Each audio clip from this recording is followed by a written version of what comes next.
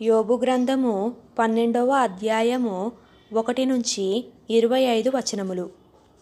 అప్పుడు యోబు ఇలాగు ప్రత్యుత్తరమిచ్చెను, నిజముగా లోకములో మీరే జనులు, మీతోనే జ్ఞానము గతించిపోవును.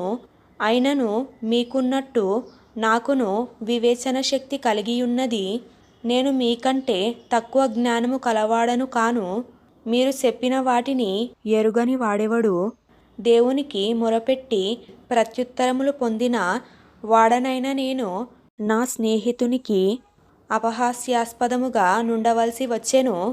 నీతియు యథార్థతయు గలవాడు అపహాస్యాస్పదముగా నుండవలసి వచ్చెను. దుర్దశ నొందిన వానిని తిరస్కరించుట క్షేమము గలవారు యుక్తమనుకొందురు.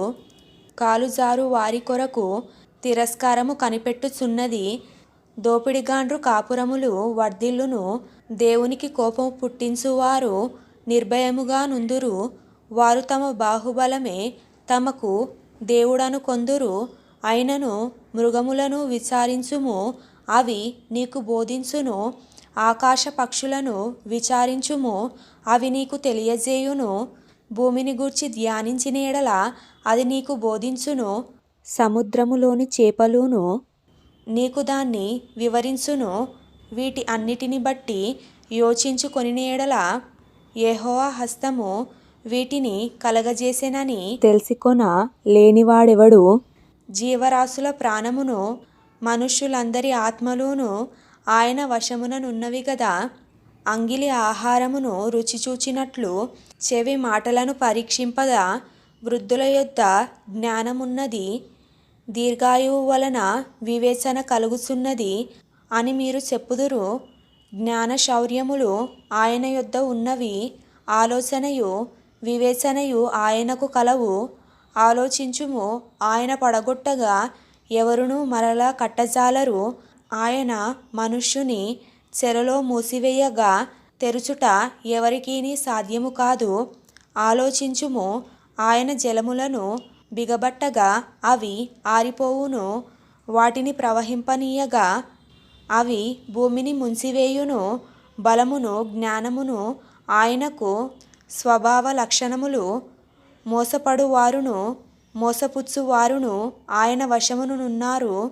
ఆలోచనకర్తలను వస్త్రహీనులనుగా చేసి ఆయన వారిని తోడుకొని పోవును. న్యాయాధిపతులను అవివేకులనుగా కనుపరచును. రాజుల అధికారమును ఆయన కొట్టివేయును. వారి నడుములకు గొలుసులు కట్టును. యాజకులను వస్త్రహీనులనుగా చేసి వారిని తోడుకొని పోవును. స్థిరముగా నాటుకొనిన వారిని ఆయన పడగొట్టును. వాక్చాతుర్యము గలవారి పలుకును ఆయన నిరర్థకము చేయును. పెద్దలను బుద్ధిలేని వారినిగా చేయును. అధిపతులను ఆయన తిరస్కారము చేయును. బాలాఢ్యుల నడికట్టును విప్పును. చీకటిలోని రహస్యములను ఆయన బయలుపరచుచు మరణాంధకారమును వెలుగులోనికి రప్పించును. జనములను విస్తరింపజేయును, నిర్మూలము చేయును. సరిహద్దులను విశాలపరచును, జనములను కొనిపోవును. భూజనుల అధిపతుల వివేచనను ఆయన నిరర్థకపరచును. త్రోవలేని మహారణ్యములో వారిని తిరుగులాడ చేయును. వారు వెలుగులేక చీకటిలో తడబడుచుందురు. మత్తుగొనినవాడు తూలునట్లు ఆయన వారిని తూలచేయును.